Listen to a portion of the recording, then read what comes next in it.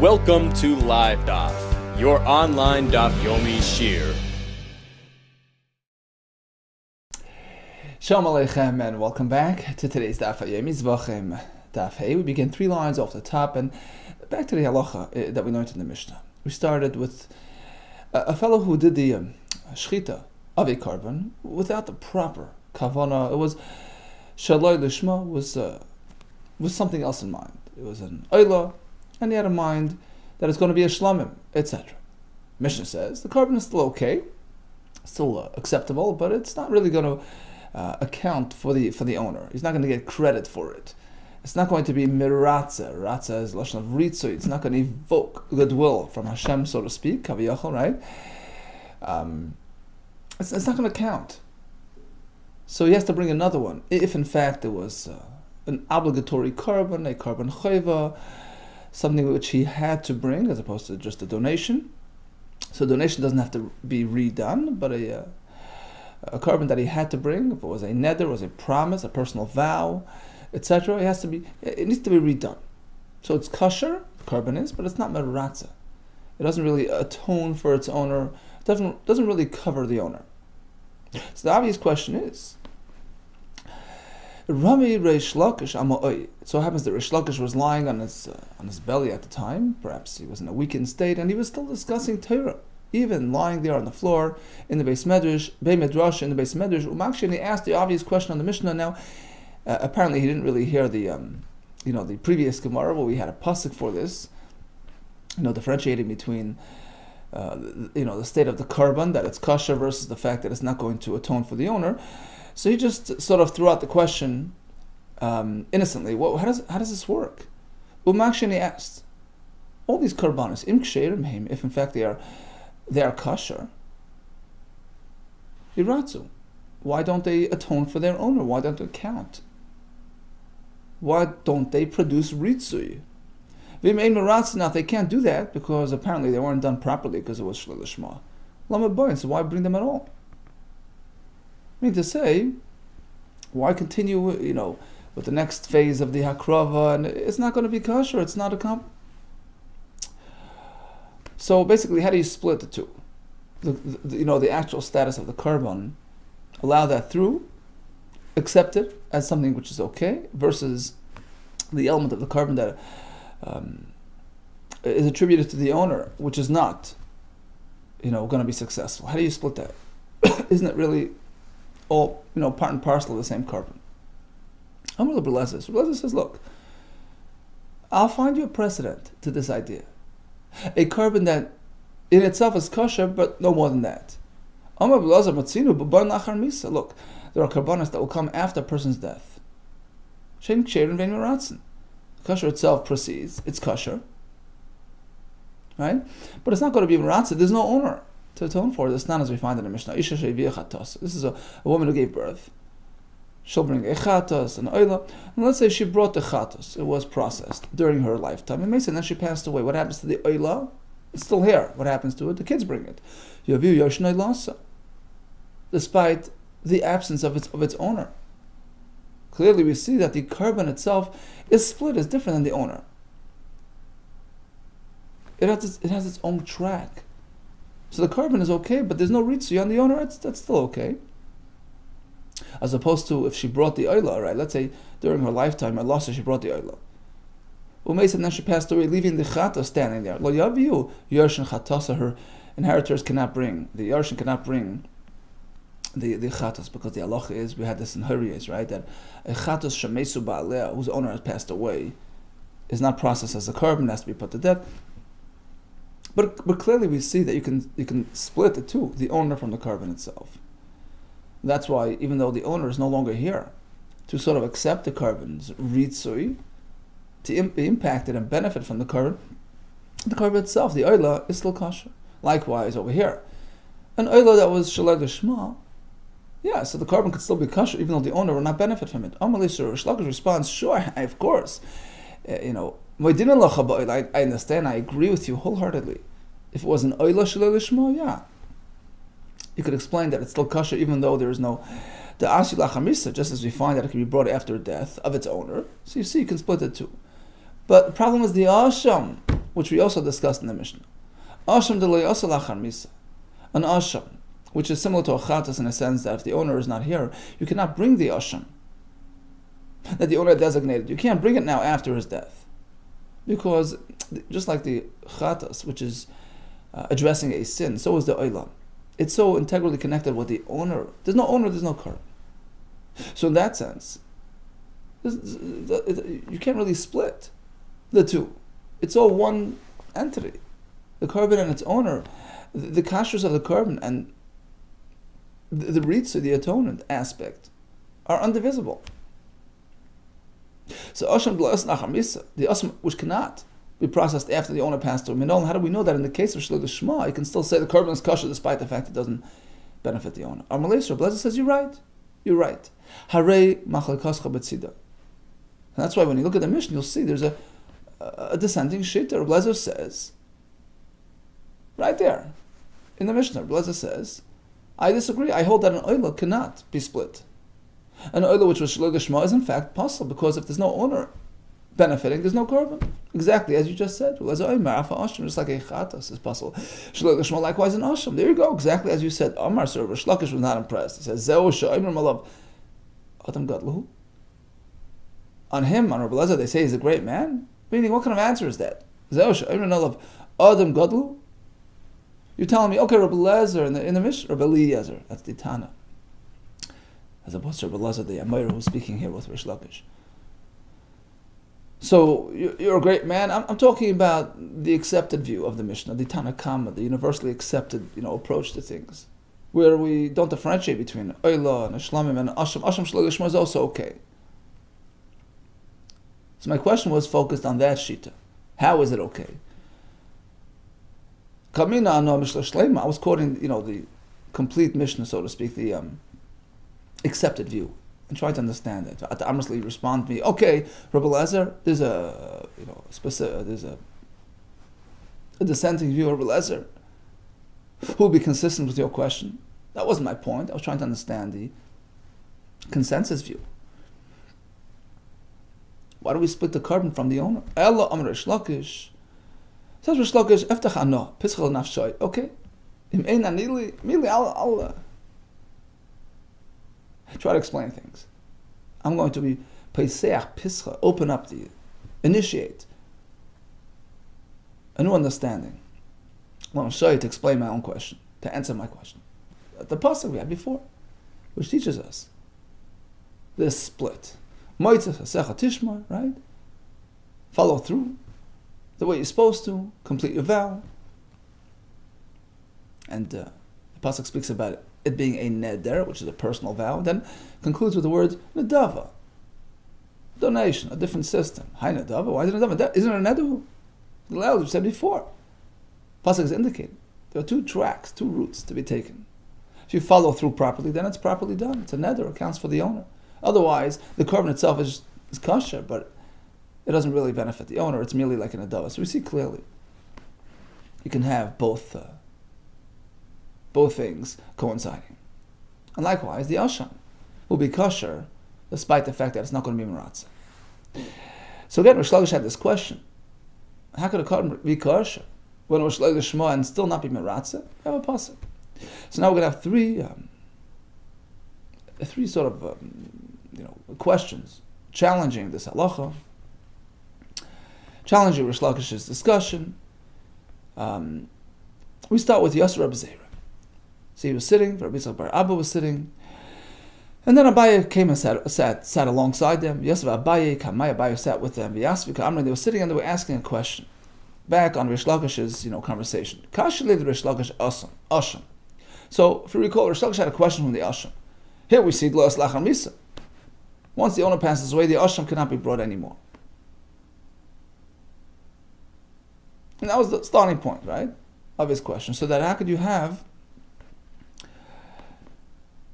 the Asham Shlo Shema be kosher without the owner? We see that the owner is an integral part of the integral component of the korban. So that was his question. So how did he conclude? Well, we have a pasuk that the carbon could still be kosher, even though it's not going to be meratzeh, it's not going to atone for its owner. And the question now is, how do we know what's going on the asham? Maybe that split, that pasuk which teaches us that the carbon could still be kosher without the owner benefiting, we'll refer to an oila, a shlamim, something which you can actually vow and donate and bring as a neder and a dava. That's the topic of the pasuk, neder and a dava. So anyway, we can say, how about neder uber nedava? In fact, a carbon like an oila, shlamim, that can be brought as a neder and a dava laisi, true. If there was shloi lishma, you can still bring it without the ritzui component, as per that pasuk. As opposed to an asham, you can never donate an asham. An asham is triggered by a sin, by a chet. So an asham lalasi klal, an asham which is not being brought properly. If there's something missing, something lacking in the akrava, like shloi lishma, don't bring it at all. It's possible.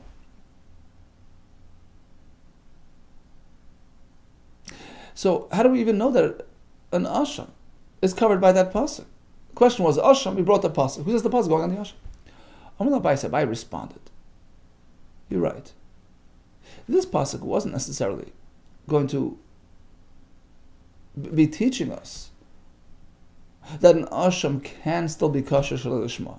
But Rish Lakish was coming from a different pasuk to teach us that component. V'shachat oisa lachatos. He's meant to do the shchita on the chatas, lishma.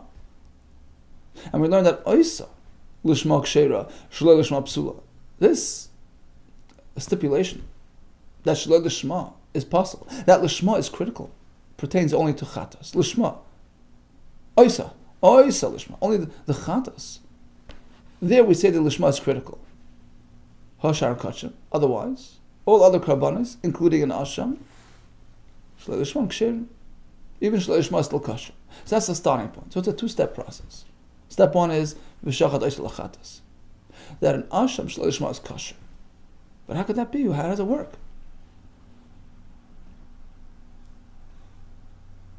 Meaning to say, is it going to work all the way?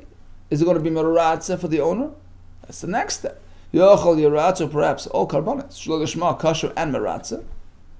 Comes the second pasuk, Talmud as per Rish Lakish, right?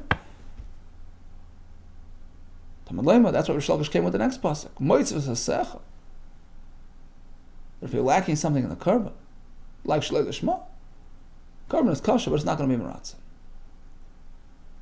So now we know that, on the one hand, in terms of kashrus, other than achatas, all karbanos shaloi lishma are kosher. From v'shachat oisa lachatas, other karbanos are okay. What about the meratzeh? It's a sechatishmer tells you it's only an adava. It's merely going to work, but not going to affect the owner. Asks the Gemara once again. But perhaps we should split asham from the rest of the pack. Why? Because the pasuk Moises Hasecha, pasuk number 2, right, alludes to a carbon which can be brought as a neder and a dava, which an asham cannot. So let's say that this split, this suspension of the ritzui aspect of the carbon perhaps only applies to neder and dava type of karbanos. But an asham, which is not going to be a neder and dava, perhaps goes all the way. It's kosher and meratzeh. Perhaps it's even better than the rest, because pasuk B doesn't apply to it. We should still say, haba, a regular carbon that comes beneder v'nedava laisi, is processed. V'leilitzi and can't do ritzui, as per the second pasuk of Moises Hasecha. As opposed to an asham, which is not covered by that second pasuk, artzui namedirtzi, is only covered by the first pasuk, which says that anything other than a chata shaloi lishma is kosher. So fine, asham is kosher and meratzeh, artzui namedirtzi. Amabaya, you can't say that. You can't say he's better than the rest. Asham the meratzeh le'motzes amers. You can't suggest an asham is meratzeh. Why? It's a kavachaymer me'oila. It's plain logic. It's a kavachaymer from an oila. Why? If even an oila which is not meant, you don't bring an oila primarily for kapara. You bring it as a donation, as a gift. Residually it's going to be mechaper, like we're going to see later. It addresses if one violates a mitzvah saseh, but that's not its primary, function. It's meant primarily as a donation. So it doesn't have that atonement component as a central critical aspect of the korban, process. Nevertheless, if it's shlo lishma, ain't a maratza. It can't be maratza. It can't. It doesn't count for its owner. Certainly, an asham shemachaper, an asham which is meant for kapara. That's why you bring it to address a sin. So it's so integrally connected with its owner and his sin. That's its primary function, its primary purpose. Wouldn't you agree that if there's something lacking in the akrava, ain't a din shein maratza, that it can't be maratza. It can't be better than oila.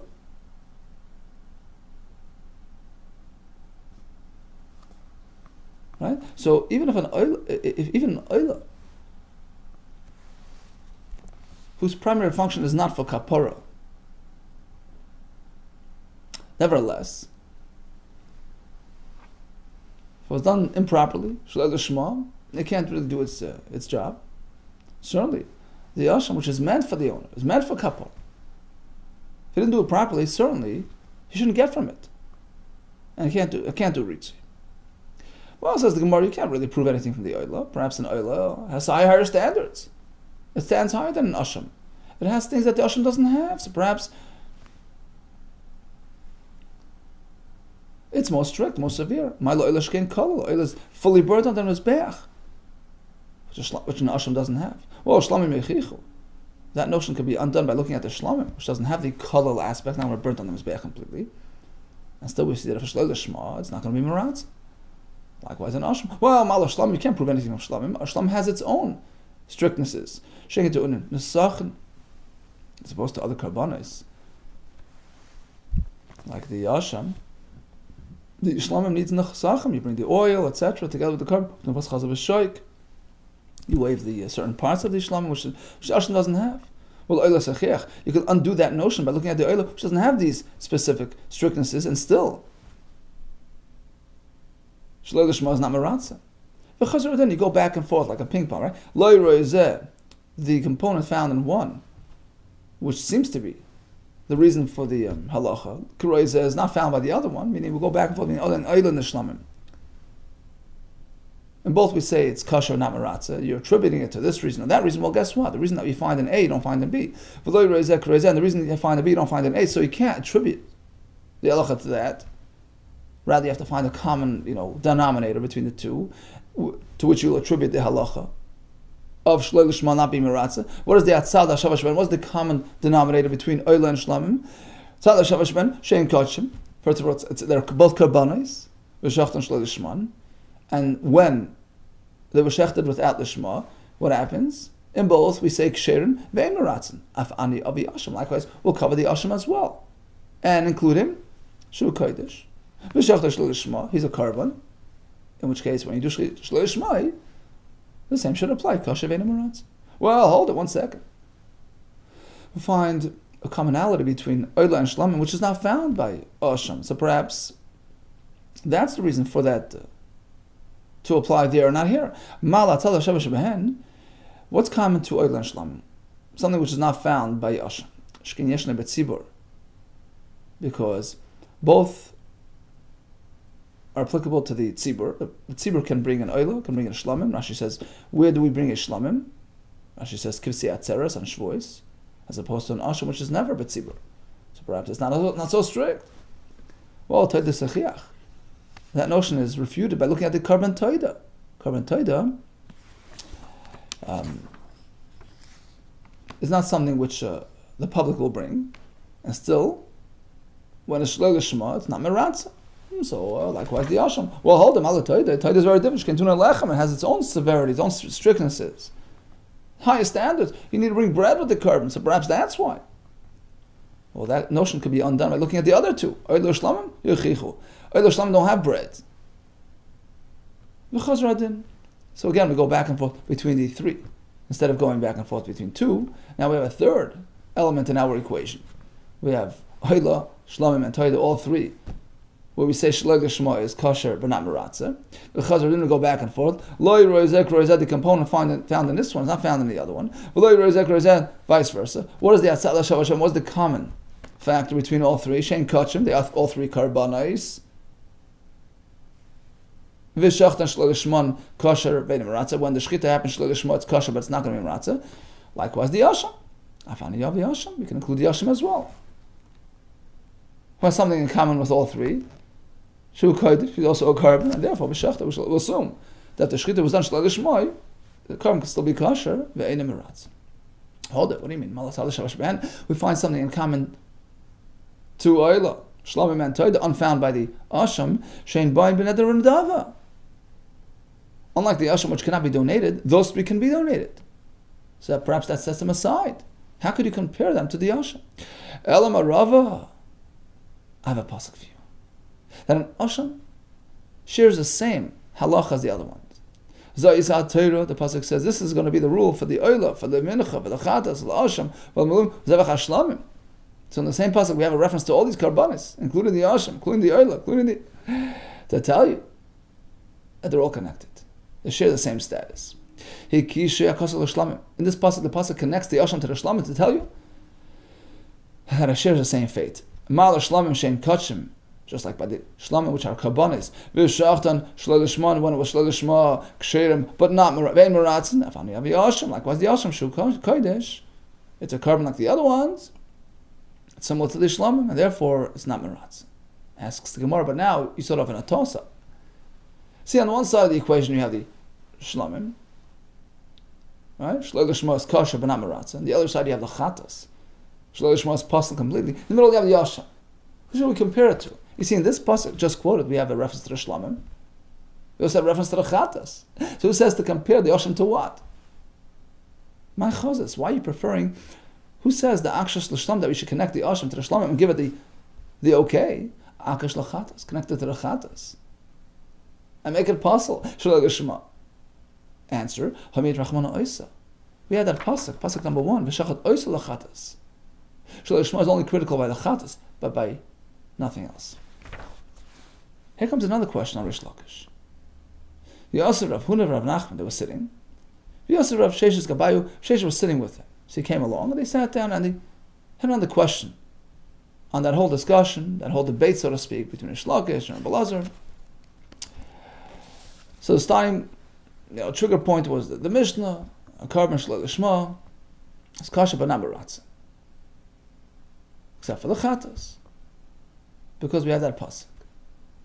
Asked Rish Lakish, what about the asham? You see, how do we understand that a carbon could be kosher without the owner benefiting? So Belazar says, well, we find that, after death of the owner, it can still bring karbanis. Apparently, it can split the owner from the carbon. And Rish Lakish responds, yeah, that's good by other karbanis, but not by the asham, which cannot be brought without the owner. Okay, and then he brought the pasuk, and we, then we explained what Rish Lakish had in mind. He meant 2 pasukim really. Pasuk number 1 was v'shachat oisa l'chatas, that shlo lishma is only pasuk by the chatas, but not by the asham. And why is the asham kosher but not meratzah? Well, so we went through that whole back and forth until we concluded based on the pasuk of Zayis HaTorah, right? Let's just backtrack a second. Kashli Rish Lakish asham. So Rish Lakish had a question from the asham. The leos lachar misa. True, other karbanis that can be brought after the owner died. So apparently you can split the asham, the carbon from the owner. It can be kosher, but not meratzah, even though it doesn't benefit the owner, it's okay. But not by the asham. Leos lachar misa, which doesn't have that phenomenon, it can't be brought after death. That was his question, right? So we got stuck on that, and he had to bring a pasuk. What's the problem? Lamely Reb Elazar. Why couldn't Reb Elazar just simply respond and answer? You're asking about the asham, lachar misa. It can't be brought lachar misa. It could. Asham nami, lasi, lachar misa. Sorry, lamely Reb Elazar. Asham nami, lachar misa. It's the opposite. Actually, we find that an asham can be processed after the owner passed away. Amalu Rav Sheshes. Sheshes turns to them. He says, "What do you mean to say asham lamai kari? What do you mean the asham comes after the owner died? Lamai sarai. Leftovers. Certainly, you can't bring the actual asham once the owner is not around. The halach is you let it, run around, pasture, and get a blemish, and you sell it, right? You take the value. You buy with it a donation, an oila for the mizbech. L'meisar, leftovers. Is that what you mean? Leftovers? It's converted to a donation? So certainly the original carbon asham can no longer be brought after the owner passed away, but the converted carbon could? Is that what you mean to say? Well, guess what? That's not really going to solve our problem. It's not going to prove anything because it's not the original carbon. The question was the original carbon. Chatas nami mikra karba moisara chatas. Guess what? A chatas as well has that same phenomenon. Suppose one set aside an extra carbon chatas just as a backup in case the carbon gets lost. Now he has an extra one. What do? Again, the same thing. You go and you let it get a blemish and you sell it, you convert it to a donation. Right? Karba Meisara. And chatas afagav the karba Meisara.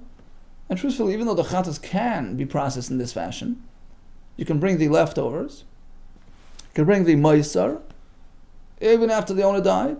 Mitrach manahu. Pasuk says that a chatas has to be done lishma. Right? Chatas who? We had this a couple of days ago. A chatas, it's critical. Lishma is critical. So Rav Shesh's point is, Moisar is not the original. We're talking about the original carbon. Right? So Rav Shesh's question was the original asham, the actual asham, is so connected with its owner. The fact that it cannot be brought after the owner died. The fact that the Moisar can be brought, that's not much of a precedent. That's not much of a indicator. To the contrary, because even a chatas has that phenomenon, because it's a converted chatas. It doesn't help us for our point of our discussion here.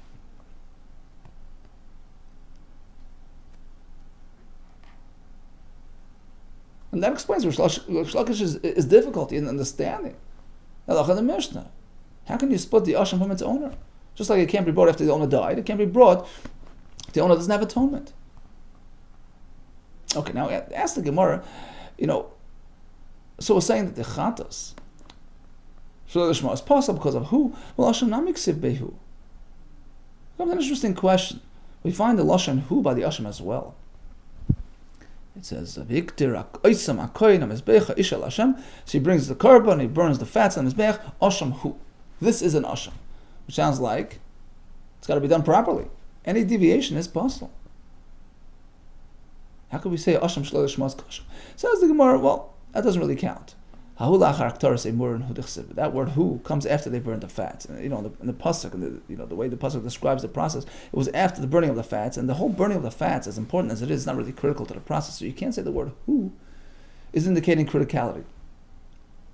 Because the sign is as the Bryce explains, in contrast to the chatas, where the word "who" is indicating that the four primary steps, the shchita, the kabbalas hadam, the Hailacha, the Zrika have to be done Lishma, and it's critical. But the Asham who is not indicating criticality on that sense. Why? Because the word who by the Asham is stated Elul Achar Torah Seimurin after they burnt the fats. But Atzman, the Asham itself, Im Lo Yiktire Murin Kasher, if there's no burning of the fats, it would be kosher regardless. So who in that sense is not indicating that it's critical. Because the whole process is not critical. So that takes us back to the halacha that Asham Shlo Lishma is kosher. So why did in fact the pasuk say the word who in this case is not indicating that it's critical? Teaches us nu halacha regarding an Asham, let's say the Asham lost its owner or whatever, like we said before, and it was disconnected. Nita means it was disconnected. The Bezdin says, okay, go take it l're'iyah, go take it to pasture, let it turn into an oila, hopefully. Okay, by letting it get a blemish and selling it and buying an oila. At that point, a kohen comes over to the sort of leftover asham and does a shchita without specifying the purpose of the carbon. Kosher, the carbon is okay. Why? Because since it's about to be converted into an oila, right, after it gets a blemish, they're going to take the value and convert it, buy it. So it's already slated for oila purposes, to be used as a donation for the Mizbeach. So therefore, it's like a sort of a presumed, it's already 1 foot into the oila world, and therefore when we do the shechita, it counts as an oila. Kosher, so it's good.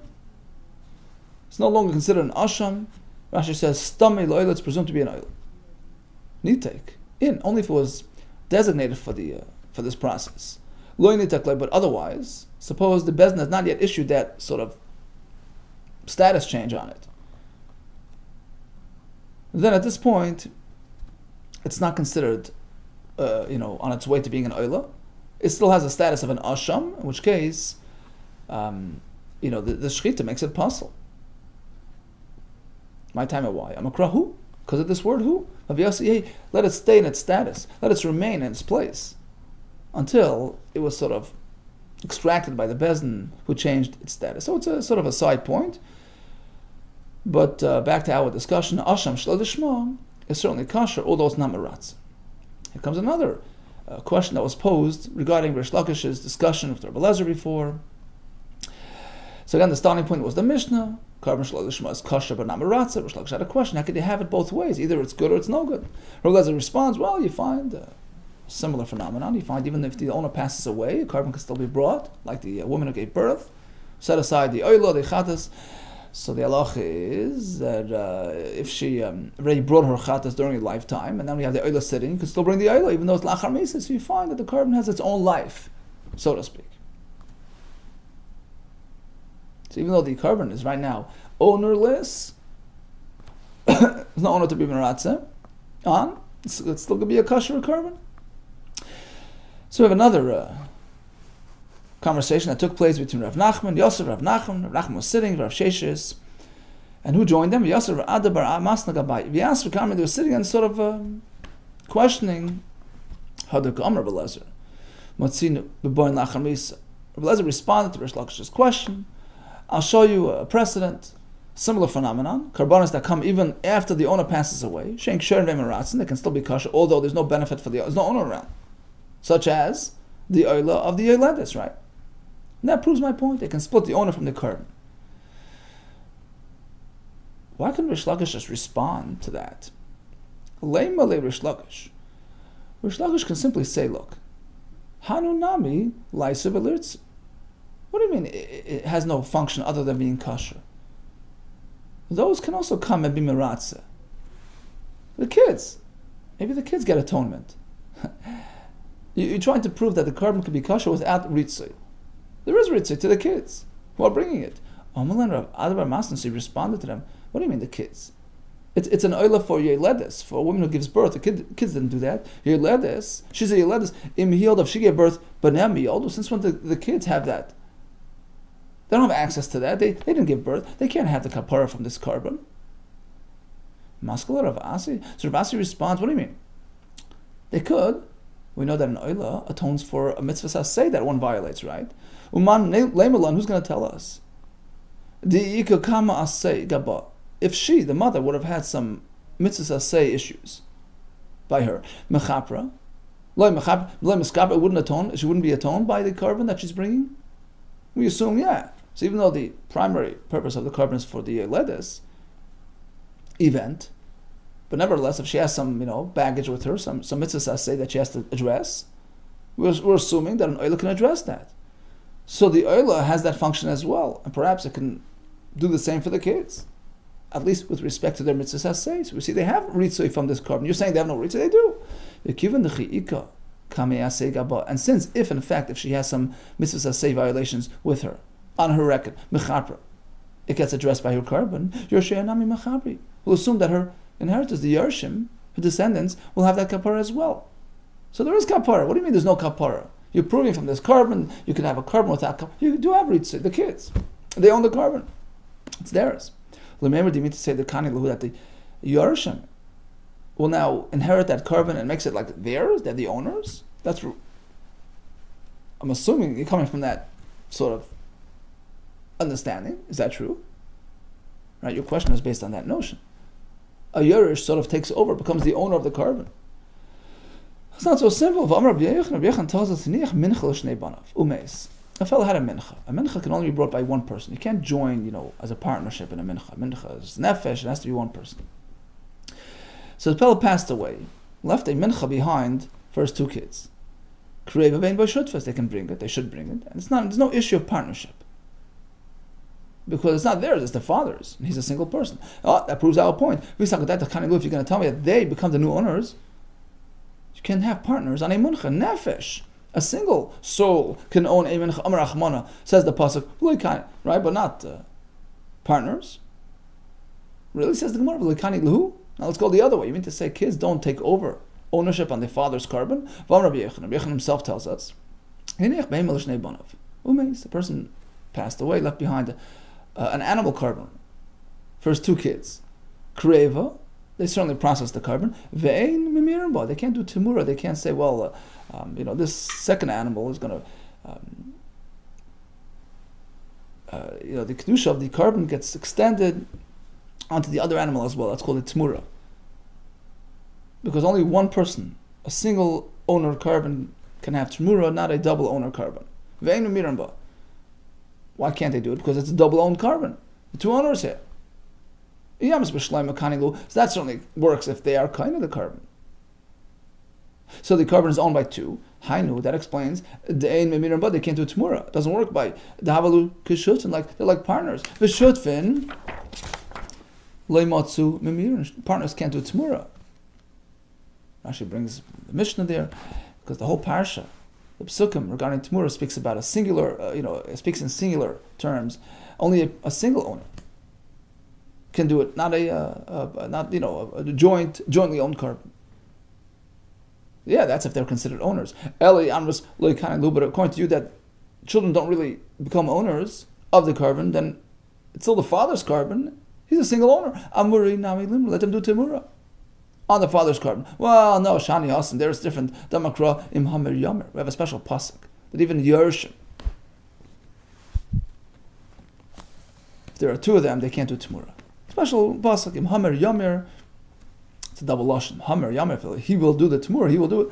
L'Rabas Ayerish, that allows even a Yerish to do Timur on the father's carbon. And we learn, since it's in a singular term, Echad Meimer V'Enshtaim Mimir, and even if it's father, even if it was owned by just one father, but now that we have two Yerishim standing here, even though they're just sort of doing their father's, on their father's carbon, if there are two of them, they can't do Timur. So it doesn't really prove anything.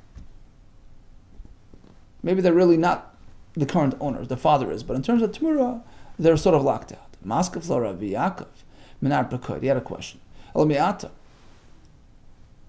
Hamer Yomer locks out two brothers from the process. Elamiata, what about, if that's the case, take a look at Maser Sheni. Gaber Maser, well, we know that if one redeems his own Maser, right, the part that you separate from the grain on the third and sixth year, that's the Maser Sheni. It's supposed to eat in Yerushalayim. If you want to sort of convert it onto money, you have to add a fifth. If the owner does it, he has a fifth. There as well, we have the similar language in the pasuk. M'goel yigal, v'm'goel yigal, he will redeem. L'rabes hayerish, that enables even a yerish to be considered like the owner. So if a father left Maser Sheni behind, the kid redeems and adds a fifth, he's like the owner. Hachanami here as well, you're going to tell me Goel Yigal is in singular expression to tell you that only if it's a single Yerush, Hachanami Echad Goel Ven Shnayim Goelin. The added fifth only applies to a single Yerush, not two, which is hard to believe. So basically, is that what you mean to say? Says the Gemara, Shani Maser. Right? So basically he's asking a question. Would you apply the same there? He says no. It's different. Shani Maser, there it's different.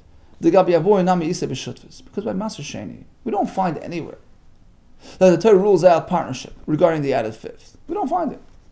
Even people who are actual Shutvis. You have two farmers owning a field.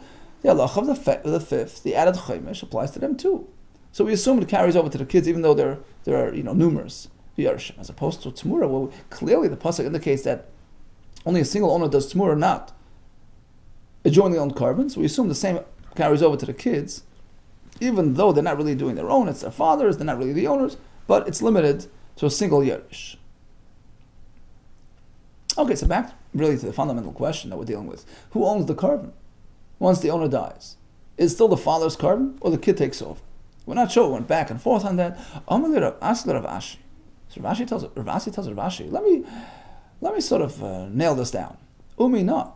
If anything, I can prove from this very halacha. Which halacha? The halacha that a Yerush can do Tmura. I can prove our point that in fact he becomes the owner.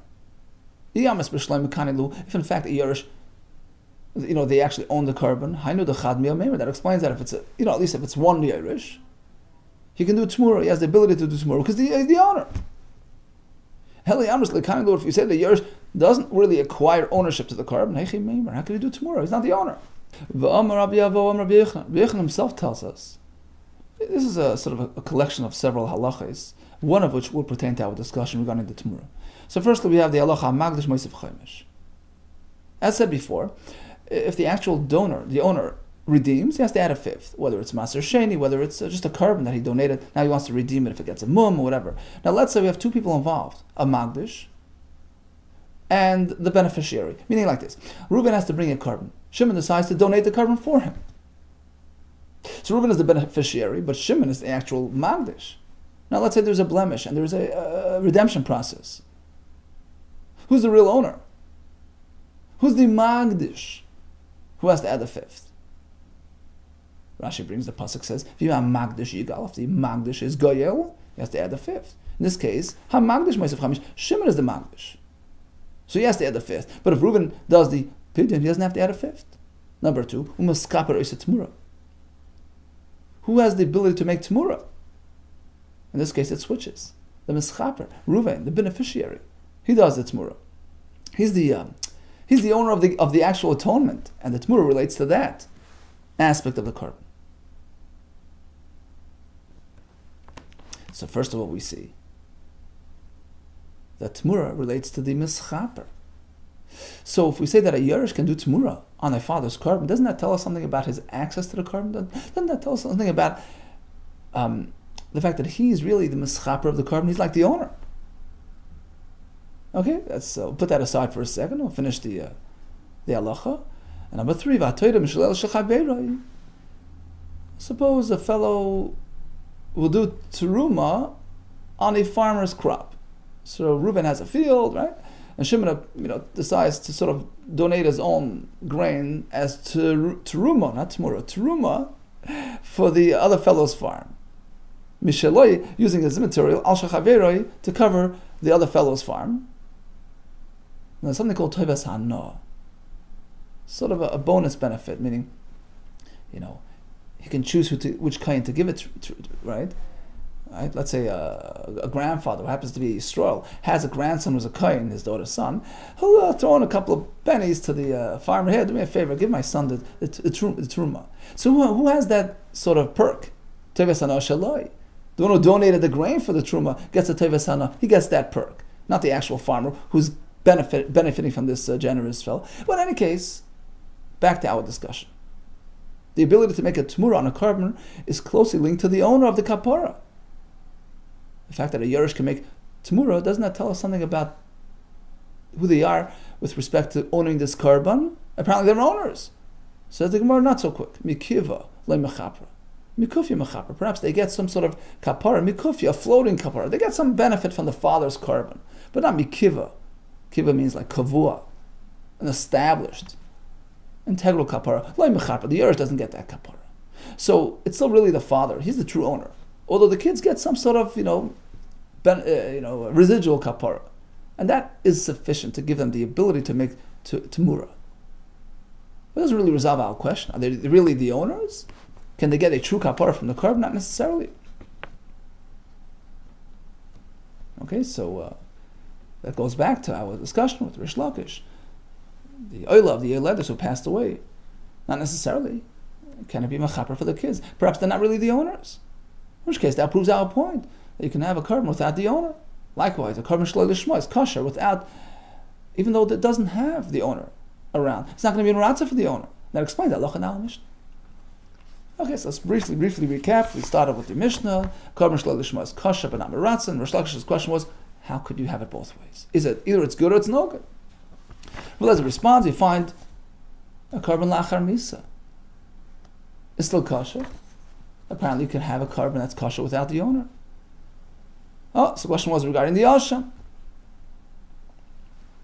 So we went to a whole discussion to try to understand what Rish Lakish had in mind.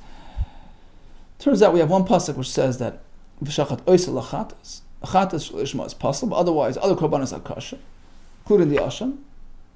But the question was, why is it namaratza? So we got to Rava. So it's HaTorah that the asham is connected to the shlam. It's kosher namaratza. We had the other discussion regarding the fact that sometimes you find that a carbon can be brought even without the owner, even a chatas, even asham, but that's only l'may sarai if it's converted, not the original carbon. And the third discussion was regarding the ownerless carbon, whether it's still active, whether it is still considered owned by the kids, and can be mechaper for them as well. And we concluded that perhaps they're not really the owners, but perhaps they can still have some sort of